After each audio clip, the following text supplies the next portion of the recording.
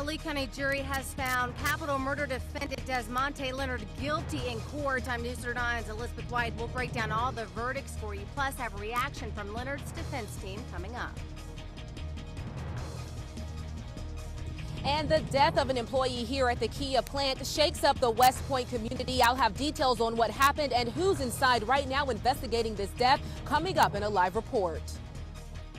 Good evening. Thanks so much for joining us for Newsletter 9 at 5. I'm Jason Dennis. And I'm Barbara Goche. Topping our story tonight on News Tonight at 6. The man, a Lee County jury convicted of killing 3 people and injuring 3 more, will learn if he will be sentenced to death for his crimes. Newsletter 9's Elizabeth White has been in the courtroom for all 12 days of the Desmonte Leonard capital murder trial. Elizabeth joins us live now with the exact verdicts and more reaction for us tonight. Elizabeth? Barbara, good afternoon. It took this Lee County jury around 5 hours to return the verdicts against Desmonte Leonard. They found him guilty of 5 of the 6 charges relating to a deadly shooting that happened at the University Heights apartment complex back in June of 2012 when 3 men were killed and 3 more were injured. Here are the verdicts. Leonard has been found guilty of assault second degree for shooting Eric Mack, guilty of assault second degree for shooting Xavier Moss, guilty of assault first degree for shooting John Robertson. Leonard was found not guilty, I repeat, not guilty for the attempted murder of Takarius Vines. He was found guilty for attempted murder of D'Angelo Benton. Finally, he was found guilty of capital murder for killing 2 or more people in the same act. The victims who died that night are Demario Pitts of Opelika and former Auburn University football players Ladarius Phillips and Ed Christian. The DA says they will not comment on the verdicts until after Leonard has been sentenced in the case. We did speak with Leonard's defense attorney and have their reaction tonight.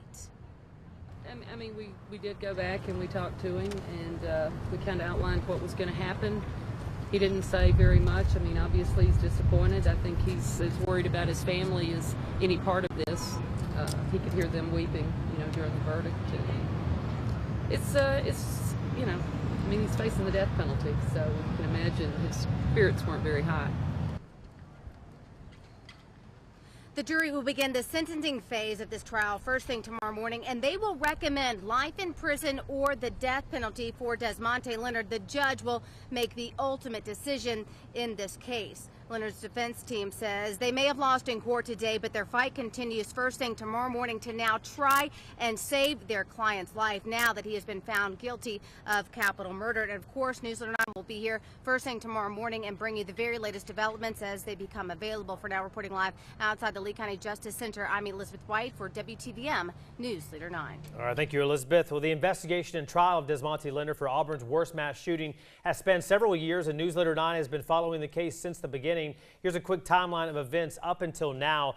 Back on June 9th, 2012, the shooting at the off-campus University Heights apartments left 3 people dead, 2 of them former Auburn University football players. 3 more men were injured. And on June 12th, 2012, Desmonte Leonard turns himself into authorities after being named a suspect. He was then indicted on 6 counts, including capital murder in August of 2012. Leonard took the stand in his own defense on October 3rd, and on today, a jury found Desmonte Leonard guilty of capital murder and other charges.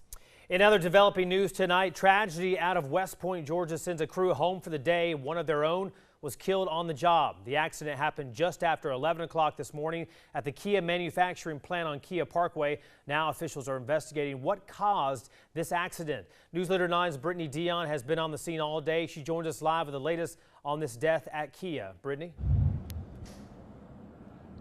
Well, Jason, the victim has been identified as 57-year-old John Ed Dunavant. Now, we know that Dunavant worked in the stamping department doing die maintenance. He was crushed this morning by a stamping machine. That's according to a worker that works here inside of the plant. Now, we do know from officials that the call came in around 11 o'clock this morning. They say when they arrived on the scene, Dunavant was already deceased. Now, Kia has released a statement saying, quote, "We are deeply saddened by the sudden and tragic loss of one of our team members. While the details of the incident are under investigation, our thoughts and prayers go out to the team members, family, friends, and fellow team members. Now, we do know that OSHA is inside of the Kia plant right now investigating the case, and we will have details on that investigation as soon as they are available. Now, Barbara and Jason, now production has been halted and brought to a stop for the rest of the day, but we do know that they will be back in production tomorrow morning starting at 6:30. That's according to officials from Kia. For now, I'm live in West Point. Brittany Dion, WTVM News Leader 9.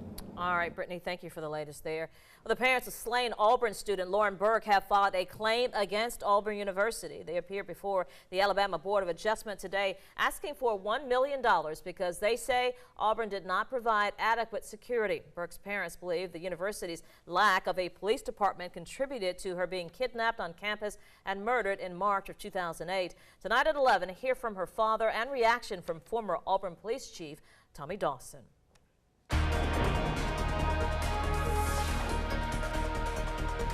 Well, here's a live look outside at a beautiful day. Our Alpha Insurance Skycam looking back to the west from Callaway Gardens, 81 the current temperature. The low this morning at 63, so those numbers not quite as cool as they have been over the past few days. We just have a few high, thin clouds out there to deal with. Let's go over to TruView Max and talk temperatures for you right now. Most spots in the 80s, 82 in Columbus, 85 in Auburn, and 85 down in Eufaula. Most of the stormy weather well to our north. We don't anticipate anything like that around here in our neck of the woods tonight or early tomorrow. Here's the forecast for the rest of your evening. Don't forget you can download this on our weather app. Just search for WTVM Weather in your phone's app store. And after the break, we'll have more on that extended forecast. Guys?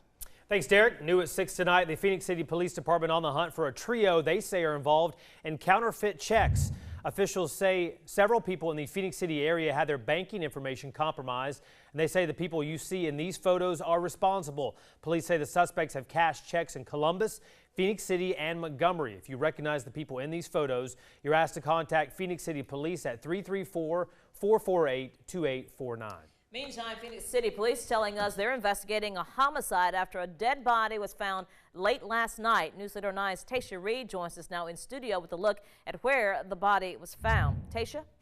That's right. Hi, Barbara. I've tried calling the Russell County coroner to get the identification of the victim, but right now they're waiting to release that information to the victim's family.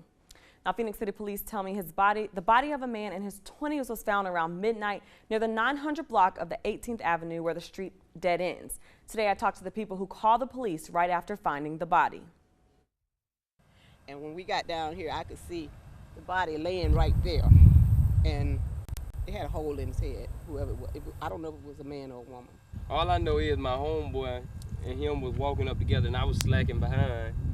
And he came up and he said, bro, that's a dead body laying right there. And I told him, I said, quit playing with me. He said no, and I saw something laying right there. Now, the boys tell me they were just walking through the wooded area to go home, and they have no clue who the victim is. Now, this is the third homicide in Phoenix City this year. In the studio, I'm Tasha Reed for WTVM News Leader 9. All right, thank you, Tasha. In Muskogee County, 2 newly elected school board members are making their grievances with the superintendent known even before being sworn into office for the Muskogee County School Board. Frank Myers and John Thomas both claim their mandate from voters to bring change is being dismissed by David Lewis's actions towards them. News Leader 9's Rosalind Giles has this story. This 4-page letter dated September 22nd of this year addresses the concerns of Muskogee County School Board members-elect Frank Myers and John Thomas with Superintendent David Lewis. I'm not interested in this being confrontational. I want to work with the superintendent. It's in the best interest of everybody for the superintendent to be successful here in Muskogee County. At issue is who has the ability to make policy, the board or the superintendent. The law is the board establishes policy as a whole, the board, not individually, and the superintendent executes that policy. This is a copy of Georgia Code 2260. It states in part, the fundamental role of a local board of education shall be to establish policy, and the superintendent implements that policy. We reached out to the superintendent for comment, but we didn't receive a response. In the meantime, Myers says getting the policy issue straight is important for several reasons. We need to end no-bid contracts, certainly reform the purchasing component of the school system, and that goes from top to bottom. we want a top to bottom audit. We think the taxpayers deserve to know where their money is going. Those campaign issues for which Myers and Thomas were elected, both say were ignored in their recent orientations with the superintendent. As the meeting went on, I got quieter and quieter because I was thinking to myself, what is going on here? I feel like I'm not being given an orientation so much as an indoctrination. And I didn't intend to fall in line with the way things have been done. That's the whole problem. That's why I ran for the office in the first place.